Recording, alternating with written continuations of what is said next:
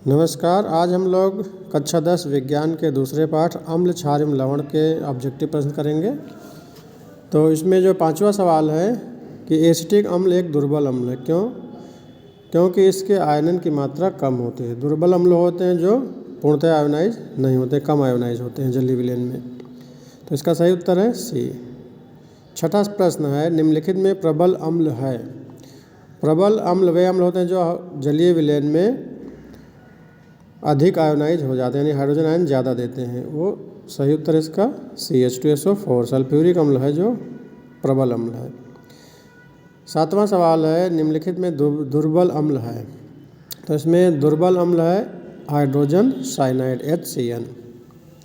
अगला सवाल है, निम्नलिखित में प्रबल क्षार है। प्रबल क्षार जो जलीय विलयन में आयोनाइज होकर के OH आयन देते हैं, तो इसमें प्रबल क्षार है B KOH। अगला है कि प्रबल अम्ल के जलीय विलयन में किसका अधिक होता है। प्रबल अम्ल होगा तो किसका अधिक होगा? हाइड्रोजन आयन का। तो सही जवाब इसका है A हाइड्रोजन आयन। अगला सवाल है, उदासीन विलयन के लिए कौन सा कथन असत्य है। यानी उदासीन विलयन किसे कहते हैं?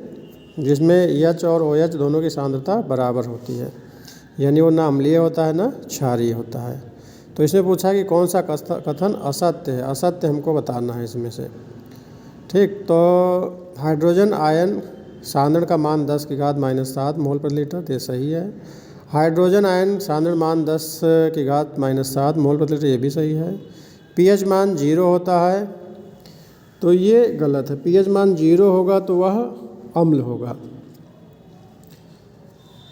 तो D है, pH मान 7 होता है, तो ये भी नहीं। तो इसमें असत्य कथन है C pH मान 0 होता है। 11वां प्रश्न है, एक विलयन में हाइड्रोक्साइड आयन का सांद्रण 1×10⁻12 मोल प्रति लीटर है। इस विलयन का मान pH मान क्या होगा? तो इसका pH मान हल करके निकाला जाएगा।